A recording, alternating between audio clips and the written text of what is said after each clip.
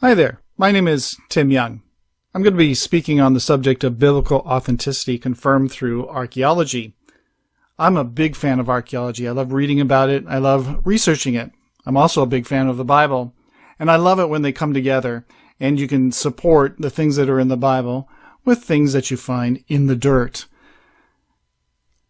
Of course, when you're going to read things, you're going to read some archaeologists that support the biblical record and some archaeologists that do not support the record.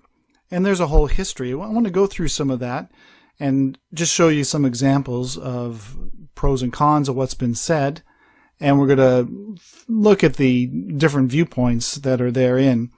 And then I want to look at three specific examples. I mean, there's tons of examples, but these are some of my most favorites of the last 30 to 40 years that have really been pushing back at what the skeptics have been, or the archaeologists that are skeptics, have been saying about the Bible. Now, when you think about it, archaeology is really the study of other people's garbage. You're digging through the dirt, you're finding things that have been discarded, things that have been lost, or things that sometimes have been concealed. And it's like a detective trying to put all this together. The modern science of archaeology is just a little over 100 years old, and it's really developed over the last century. But when you think about it, you have different layers of dirt that you go through, different layers of a tell or something like that, that the lower down you go, of course, the older it is. And you find things like pottery or pottery sherds, broken pottery. You find coins that would help you to date the different levels. You'd find scarabs, Egyptian scarabs. And you might even find some inscriptions that would help you, but those are few and far between. And so you really have to kind of piece these things together to get a good idea of the timing and what exactly is going on. It's not an easy thing, but how much can you really tell from that? It's surprisingly quite a bit. Plus, you also have some other scientific means of carbon-14 dating and those kind of things. You might find an olive pit that had been eaten at the time and discarded. You can take that, crush it up, and determine within a fair amount of accuracy of when the site is dated for. So, when biblical archaeology first started back in the early 1900s, it really developed and came to its full front with a fellow named William F. Albright. And in 1933, he said this: "The excessive skepticism shown toward the Bible by important historical schools of the 18th and 19th centuries, certain phases which still appear periodically, has been progressively discredited. Discovery after discovery has established the accuracy of innumerable details and has brought increased recognition to the value of the Bible as a source of history." Now, as I was saying, this is a prominent archaeologist of the time. It's 1933, and he would hold this view for the rest of his life. He died in 1971, but as another example, this is what he said in 1956. "There can be no doubt that archaeology has confirmed the substantial historicity of Old Testament tradition." So there was quite a fan of the Bible there. He had a lot of different viewpoints that maybe you wouldn't agree to, but these quotes really show how he used the Bible in archaeology. And he inspired a lot of archaeologists in their work. Times have changed. Over the last 30 to 40 years, there's been a real change in scholars and their approach. Here is a very prominent archaeologist of the day, Israel Finkelstein, and you'll find him in all sorts of interviews, and he goes around on speaking tours, writes a lot, and is quite influential. And he said this in 2010. "I do think we are in a process of liberation from an antiquated reading of the biblical text. Some archaeologists still interpret the Bible very literally. We tend to give it a more sophisticated reading. This is not to say that the Bible has no history. It means that we need to look at the biblical material more carefully, in a more sophisticated way. I think you can probably tell by what he means by sophisticated is skeptical way. He has a whole different approach to the Bible than what had been used in the past. Now, there might be all sorts of different factors there, but that is how a majority of the scholarship approaches the Bible these days and approaches archaeology. He said this in his book, The Bible Unearthed, and this would be earlier, back in 2001. The historical saga contained in the Bible, from Abraham's encounter with God and his journey to Canaan, to Moses' deliverance of the children of Israel from bondage, to the rise and fall of the kingdoms of Israel and Judah, was not a miraculous revelation, but a brilliant product of the human imagination.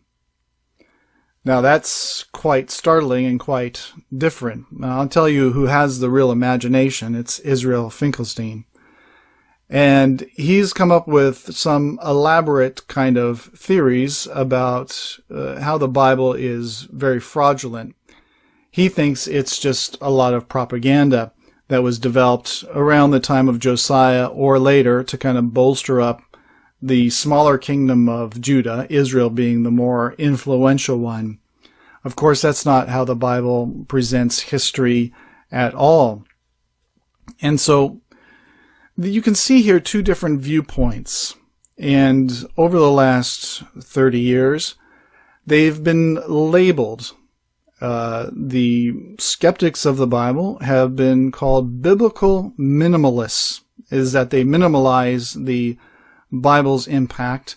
They say that it is a political propaganda tool, that it's myth, that it was developed to establish Israel. It was developed in the times of the exile, years and years and years afterwards. Well, I'm a firm biblical believer, and so I am a biblical maximalist. And there are archaeologists who are biblical maximalists, and we'll be looking at a few of those. These two different viewpoints are clashing right now.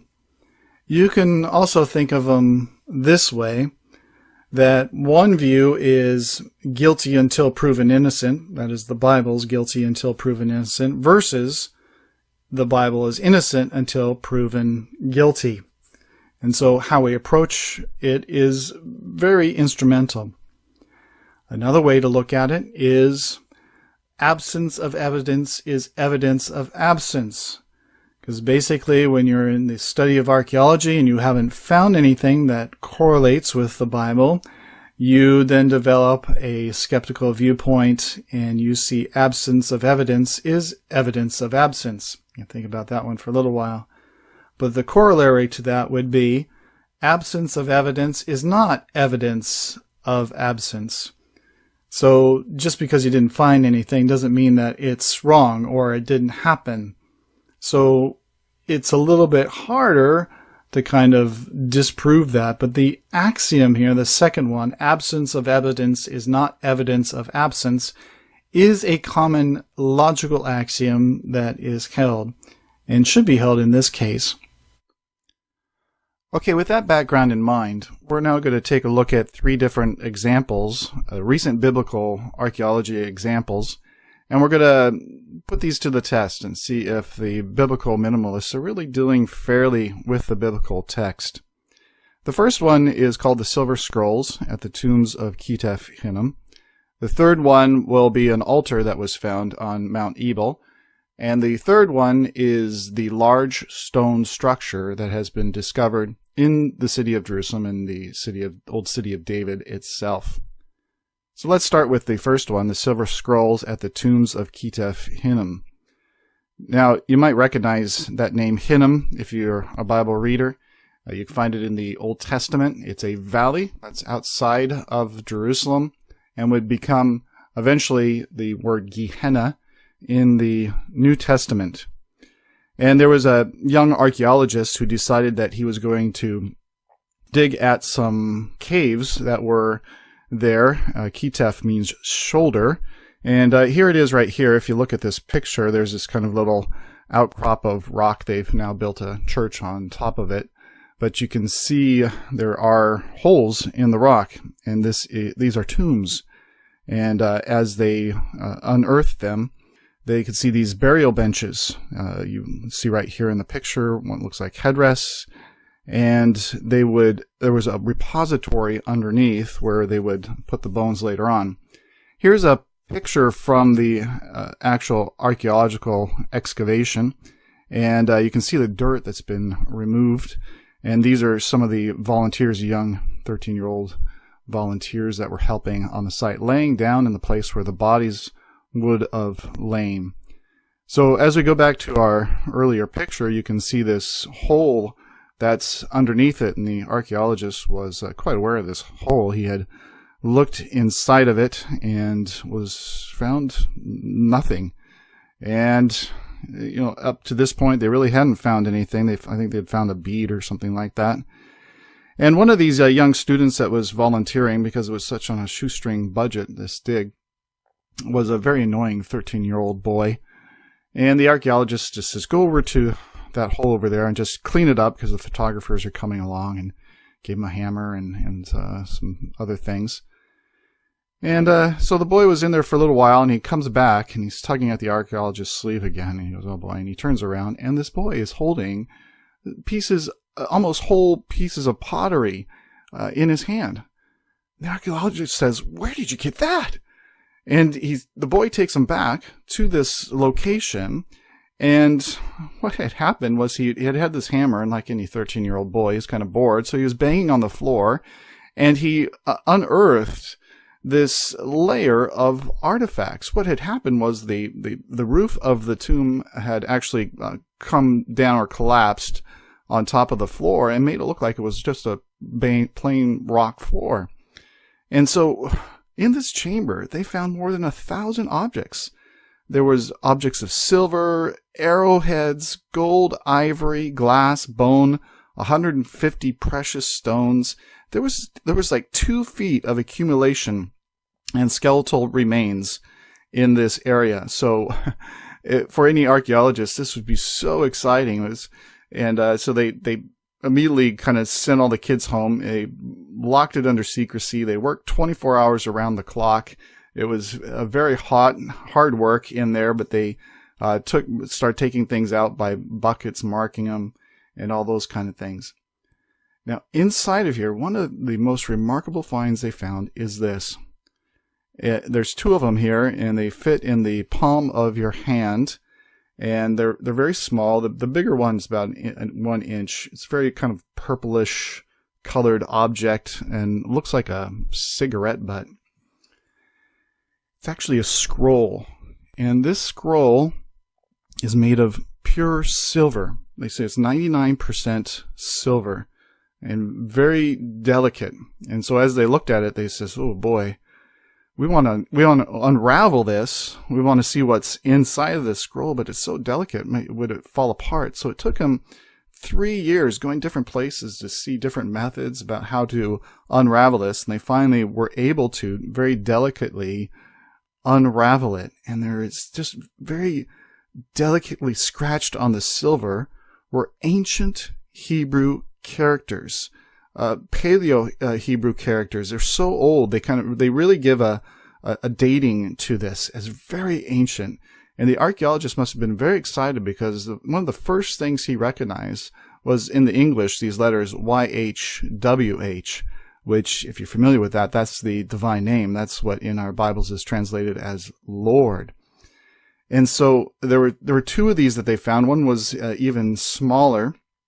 And the surprise was immense when they deciphered these, and you can see now on this slide some of the writing on them, and as they're unfurled, the writing on the verses on them from the Bible. And the one that was most pronounced was Numbers chapter 6, verses 24 through 26. And this is what it read. Yahweh the Great, who keeps the covenant and graciousness towards those who love him and those who keep his commandments, the eternal, the blessed, more than any snare and more than evil, for redemption is in him, for Yahweh is our restorer and rock. May Yahweh bless you, and may he keep you. May Yahweh make his face shine.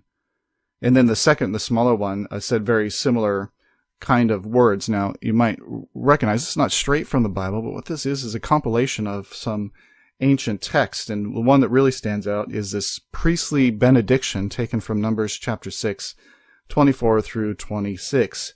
But there's also other parts of the Bible in there, notably from Deuteronomy 7, verse 9, which is also in Daniel chapter 9, verse 4, and Nehemiah 1, verse 5. The amazing thing about these scrolls is how ancient they are. You can tell by the writing and by other things that were found around, the pottery and in the burial cave and those kind of things, that this is from the time of the prophet Jeremiah, before the time of the exile. And it is, if you're familiar with the Dead Sea Scrolls, this is 500 years older than the Dead Sea Scrolls. It is the most ancient copy, the most ancient witness to the biblical texts that we now have. And so that's what is amazing about this, is it's pushing back our idea when these texts were around. What's even more amazing is how fine and delicate the writing was. It was just a hair length, the scratches that are on there. It took them computers and those kind of things to really be able to decipher what was there. How did they scratch into silver something so fine? Well, you know what? The answer is in the Bible itself. So we said this was from the time of the prophet Jeremiah. And when you go to Jeremiah chapter 17 and verse 1, this is what it says. The sin of Judah is written with a pen of iron, with a point of diamond.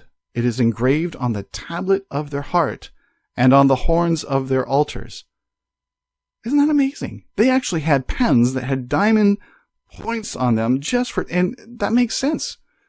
That was the tool that they used, and the Bible gives us the answer. So we have this as a remarkable witness to a very ancient text of the Bible being established at this time amongst the populace, and it was outside of Jerusalem. And there's another aspect to this, and the archaeologist who discovered these silver scrolls has this to say about it.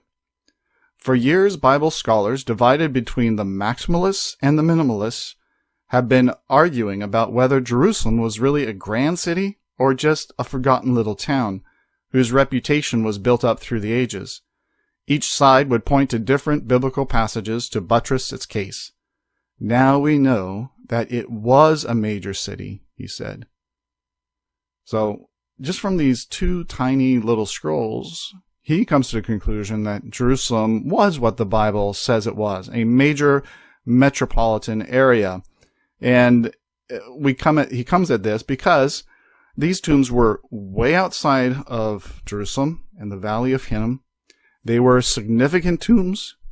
The silver amulets that were found here really attest to some riches and those kind of things. And so you have to take that as an assumption that Jerusalem was significant based upon the burial practices outside of the city. Okay, our second example is found from an altar that was found in the middle of Israel in Mount Ebal. Now, this gentleman's name is Adam Zertal. He's a very interesting character. He was an engineer in the late 60s, early 70s, and was involved in the Yom Kippur War, was injured in that war, and spent a year in the hospital. And it's during that time that he thought, boy, I need to change of career, and he went back to school, took archaeology, and became schooled in the ways of archaeology in Israel itself. And you can see here that he is walking on crutches. The effects of his injury in the war were long-lasting, and for his lifetime. And the amazing thing about it is that even though he was in this state, his major job in 1980 was to go out and do a survey of all the land of Manasseh, so the central part of Israel, and go by it step by step and do a survey of all the archaeological sites he could find, not determining what they were, but just determining where the sites were. And it's during this kind of survey that he stumbled upon a site in Mount Ebal that made him very curious. So he went back there and started excavating in the early 80s. And what he found there was a structure. It was kind of mysterious to him at first, and it was 1983 they were digging this up. He made some sketches of it, and here's the sketches of what he was finding. And as they went back to their tents one night, and they were talking to some of the locals about it, and he showed them the sketch. And one of the locals got very excited about it, and he ran out of the tent, went and got what was called his Mishnah, and he came back with this and showed it to Adam Zertal.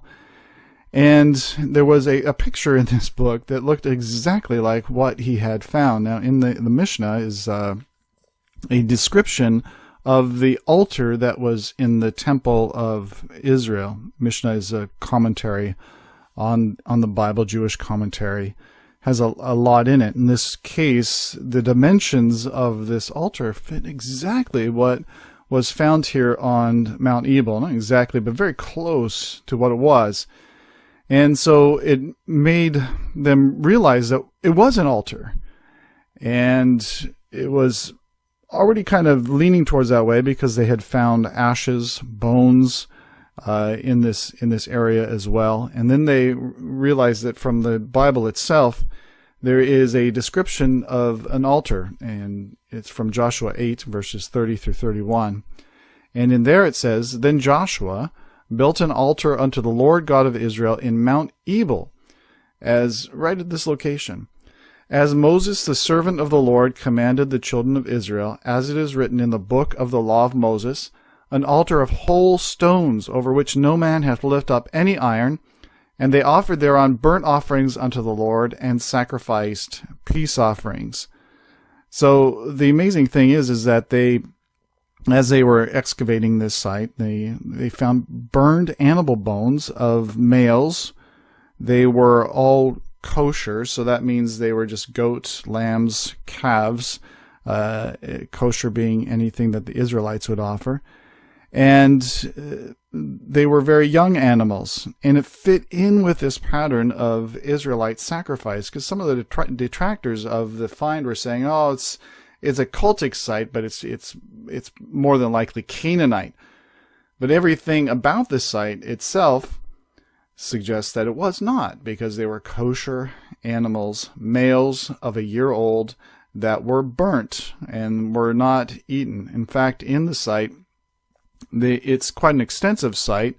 As you can see from this picture, there was a wall around it.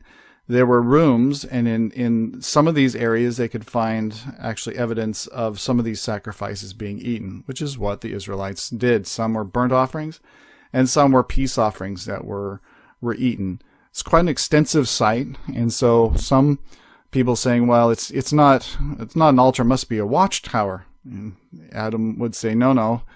The walls are very low. They were not meant for a defense. All of the ashes around the site and everything indicate that this is a significant altar. It was made of unhewn stones, just as the Bible describes it. In fact, as you look at the picture of the altar, you find that there's a ramp leading up to it, which again is a description given of altars in the Old Testament that Israel would build, because God told them not to go up by steps lest they show their nakedness. So there was a ramp for the priest to go up. So everything here is an altar on Mount Ebal that fits the description given in the Old Testament, both in Deuteronomy and in Joshua. Now, to cement this, of course, you have all these bones and things, and you can do carbon-14 dating, and the dating of this time was confirmed to be around 1200 BCE, precisely the time of Joshua's conquest. And the potsherds around the area date to that time. Everything is pointing this to an early Iron Age 1 time period, to the time when the Bible says that the Israelites came into the land. On top of that, they found 2 Egyptian scarabs, and these can be used for dating. There's a little bit of controversy about that, but they point to the reigns of pharaohs, and these were found right at this site, and they too indicate this time period. One is dated to the time of Ramesses II, which is suspected to be the pharaoh of the Exodus. The other is identified, it has on it the king who commands many archers, which is identified with Pharaoh Thutmose III. He was a pharaoh that reigned earlier but was revered by Ramesses II, and so this scarab also seems to be issued in memory of that emperor. So everything points to the time that we suspect that this is Joshua's altar. Well, what do the biblical minimalists say about this? Is this altar? Well, here's Israel Finkelstein again saying there's definitely an Iron One site there, and there may even be evidence for cultic activity, but I don't think you can take the book of Joshua and use it as a guidebook to the architectural landscape. Joshua was put in writing much later than the events it describes and is full of ideologies related to the needs of the writers. So that's what he had to say about it, and as you can see, he's saying, well, you just can't take Joshua and say that this is this altar, even though all of the facts and evidence around that site really kind of indicate that this is that altar. So is there a preconceived idea here? Is there bias that is just saying, not even looking at the facts, and not even, because he's already determined that the Bible was written much later, even though here are the facts on the ground that are saying otherwise. Here's another one of the biblical minimalists. His name is Lawrence Steger. He is a professor of archaeology of Israel at Harvard University. And he said this: if a sacrificial altar stood on Mount Ebal, its impact on our research is revolutionary. All of us have to go back to kindergarten. Well, nobody wants to go back to kindergarten, and it's really kind of quite telling that they don't want to be wrong. And so Adam Zertel was one of these scholars. He was one who really doubted the authenticity of the Bible. Didn't think it was anything to be used. So the question was asked of him, you changed your mind on this subject. You now think it's the altar of Joshua. And he said this. He said, at that time, I was under the influence of the brainwashing I had got from the history and archaeology establishment that, influenced by biblical criticism, sees all the stories of the Tanakh that speak of the formation of the Jewish nation as complete myths. Therefore, I refused to accept the ideas that this was indeed Yahushua's altar. But to Adam Zertel's credit, what he had found, what he had detailed in his book on the subject, made him change his mind. And he became a believer of the Bible and of the living God that wrote this book. And he saw it as detailed and accurate and trustworthy to use as a source. Okay, and now for our third example, which I've saved the best for last. This one's called the large stone structure. Here we have another biblical minimalist. His name is Thomas L. Thompson. He's one of the more radical ones. Israel Finkelstein would be like a moderate minimalist. But Thomas Thompson had this to say: we do not have evidence for the existence of kings named Saul, David, or Solomon, nor do we have evidence for any temple at Jerusalem in this early period, What we do know of Israel and Judah at the 10th century does not allow us to interpret this lack of evidence as a gap in our knowledge and information about the past, a result merely of the accidental nature of archaeology. There is neither room nor context nor artifact or archive that points to such historical realities in Palestine's 10th century. So those are some pretty bold words that he's said there about the Bible being a complete myth, like none of it actually ever happened. Now, when he said this, he was quite aware of the Tel Dan stele, which is a broken piece of rock that has an inscription on it. It was found in 1993 and 94 in excavations up in Tel Dan, the northern part of Israel. And it consisted of several fragments, and it was in Aramaic, and it's most probably from Hazael of Aram Damascus or Syria. And he was an important regional figure in the late 9th century BCE. And so this is an inscription that's not even Jewish or Israel. It's from a foreign source, but very ancient, and has our most oldest reference to King David. And it boasts of victories over Omri, the king of Israel, and his ally, the king of the house of David.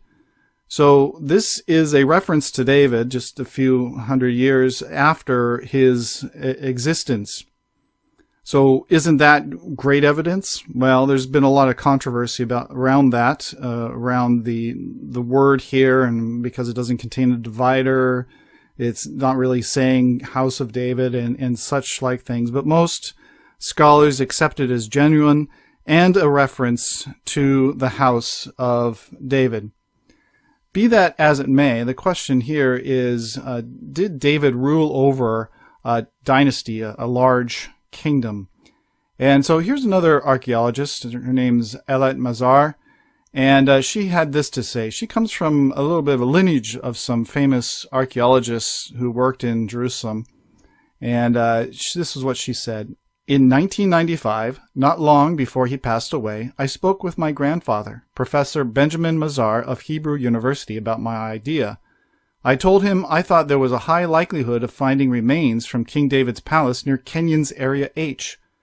Aside from the archaeological discoveries there, the site fit quite well with the notice in 2 Samuel 5 verse 17, which describes David in the city of David going down or descending from his residence to the citadel or fortress. So there's a couple of things to note here from what she's saying. She mentions Kenyon's Area H, and she's making reference to an earlier archaeologist named Kathleen Kenyon. You might recognize her name from some Jericho excavations that she did in the 1950s. She also did some excavations here at this site in Jerusalem, the old city of David, by what's called the stepstone structure. And she was looking for evidence of King David and of this palace, and she didn't find it. So she basically wrote in her findings, it's not here, don't bother looking, you won't find anything. But Dr. Mazar was not off-put by that. She was looking at other evidence, and the other evidence was her Bible. And she read in 2 Samuel 5 verse 17 this phrase, just this slight word, going down. And she pondered that. Just something just a little like that. So I thought, let's just turn to 2 Samuel 5 verses 6 through 8. If you just have your Bibles with you and open, you'll want to see this for yourself and to read it very carefully. And this is the history of David taking the city of Jerusalem for himself. So 2 Samuel 5, starting at verse 6. And the king and his men went to Jerusalem unto the Jebusites, the inhabitants of the land, which spake unto David, saying, Except thou take away the blind and the lame, thou shalt not come in hither, thinking, David cannot come in hither. Nevertheless, David took the stronghold of Zion, the same is the city of David. And David said on that day, Whosoever getteth up to the gutter, and smiteth the Jebusites, and the lame, and the blind, that are hated of David's soul, he shall be chief and captain. Wherefore they said, The blind and the lame shall not come into the house.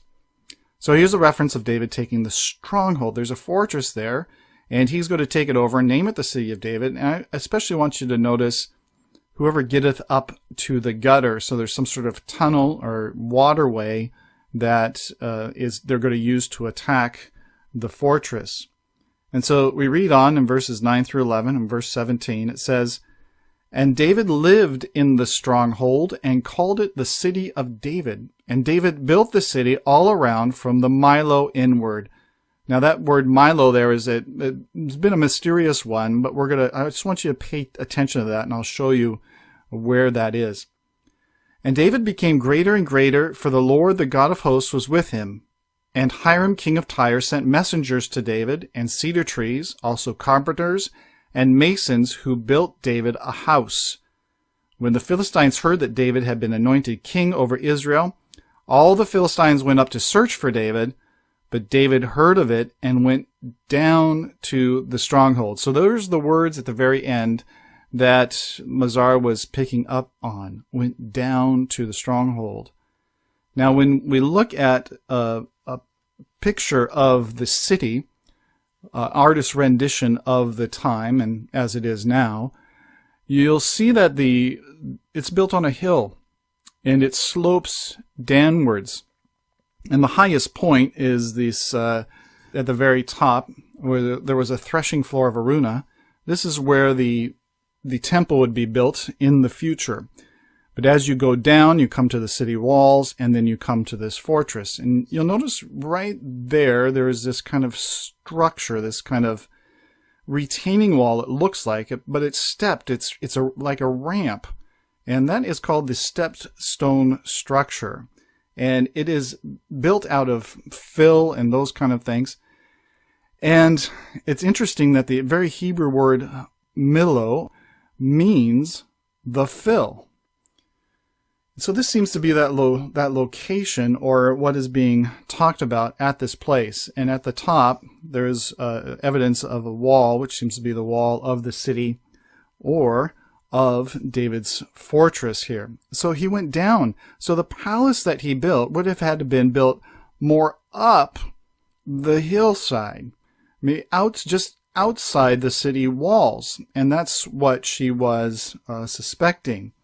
So that's where she started looking. Now here's another picture, a little bit different view, an aerial view, and you can see the stepstone structure there on the left-hand side, and to the right is the excavations where she started, thought that it might be, and so she started digging there. And as she went down, she went through the different layers that archaeologists do, going through the Roman period and downwards, finding some interesting things. But as she got down to this time period where this great palace or King David's house should be, she started unearthing major walls and room after room after room. And so here's a picture of her standing on the edge of what she found and she dug up. And you can see the large walls and the stones that are there. And here's another picture showing, it's quite intricate, even archways in the stonework there. This particular picture I wanted to show because it's actually built right on the bedrock. It's right down to the foundations. So there's really nothing underneath it. And just get a perspective of some of these walls. Here's a picture with a person standing in one of these rooms. Here's another one where you can overlook the stepstone structure or the Milo that looks down below towards the valley. You can see what a great vantage point and that would have been, and a great defense point. Now, in her findings, of course, you want some verification about dates and such like. So she has found things like carved ivory, cypress pottery. All of this shows that it was a very rich house, deserving of royalty. There were clay seals that even represent or depict people. These seals right here are particularly of Gedaliah, son of Pashur, and Jehukel, son of Shelemiah. Now, those two names are taken right from Jeremiah 38, verse 1. And there's been a lot of these seals found all over the area, indicating the importance of this site, indicating that from the time of David until many years afterwards, it was inhabited and used. She even found in her diggings a tunnel, or the gutter, it seems like, because it's a fissure in the rock behind the Milo that goes down and would have been a perfect place for somebody to go up and invade the city. This is an enormous stone structure. It's no wonder they call it the large stone structure. But the Professor Mazar is convinced that this is the palace of David.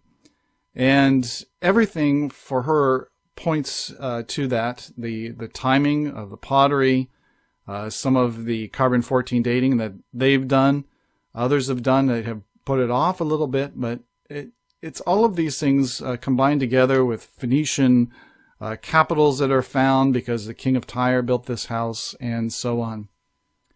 So here is evidence for something grand in Jerusalem during the time of King David. So what do the biblical minimalists say? And we'll go back to Israel Finkelstein. And this is what he says. Recent claims by an archaeologist working at the site regarding the supposed discovery of the palace of King David and the city wall built by King Solomon are based on literal, simplistic readings of the biblical text and are not supported by archaeological facts. The supposed palace features walls from different periods, none dating, as far as I can judge, from the 10th century BCE, and the Wall of Solomon cannot be considered a true fortification and cannot be dated as early as the 10th century BCE. He goes on in another time to say this about the site. The biblical text dominates this field operation, not archaeology. Had it not been for Mazar's literal reading of the biblical text, she never would have dated the remains to the 10th century BC with such confidence. Which to me, I say, well, she would have never found it in the first place if she wasn't literally reading the Bible. So take the clue. The Bible really is true. All of that is there. You can't minimalize it in any way. And Professor Mazar knows that. So she knows the kind of controversy that she's in. She knows the two sides. And this is what she says after all these years of archaeological excavation in the area. For years, there have been those who contended that there was no evidence of public construction in 10th century BCE Jerusalem. They claim that David and Solomon were not important rulers as described in the Bible. Now there is evidence of such construction, and those who minimize the importance of David and Solomon have to deal with the facts, because in an out-of-the-way and remote settlement, you would not have a structure like this.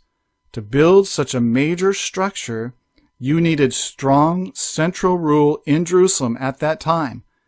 It's nothing like what is described by the minimalists. So, in true science, you're going to take the facts, you're going to compare them with your sources, and they're going to be trustworthy or not. And all the things that they're finding really relate to the Bible being accurate. It is describing truth. What really happened? So Professor Mazar is more of a maximalist in her approach. And this is a lovely saying that she has. It was in this interview. The journalist recognized something. He saw something about her as he's talking to her. He says, alongside her laptop on a paper-strewn desk sits the most telling object, a heavily marked Bible. Like her grandfather and father before her, Mazar is a believer in the Bible's historical reliability. One of the many things I learned from my grandfather was how to relate to the biblical text, she says. Pore over it again and again, for it contains within it descriptions of genuine historical reality. She adds, I work with the Bible in one hand and the tools of excavation in the other. That's what biblical archaeologists do. The Bible is the most important historical source, and therefore deserves special attention. All I can say to that is, Amen. So, in conclusion, really, what have we found? Is the Bible a trustworthy source of history? Is the authenticity of it confirmed through archaeology? Is the viewpoint of William F. Albright correct that there can be no doubt that archaeology has confirmed the substantial historicity of Old Testament tradition? We've seen many modern scholars who have tried to say no, that the Bible is full of myth, that it's not accurate, that it's fraudulent, that it's mainly propaganda. Now, we've looked at only three examples, but they tell a witness that is in other places of archaeology that the Bible is trustworthy. We've seen the response of the skeptics, these archaeologists who do not believe it to be true, and have they dealt honestly with the things that have been found? So not all archaeologists today are that way. There are some that are maximalists, and we can turn to their work and we can see that what they found through archaeology really proves the Bible to be accurate, to be historically accurate, to be trustworthy, and therefore we can go on to see it as the Word of God and its truth and what it says in Spirit. Thank you very much.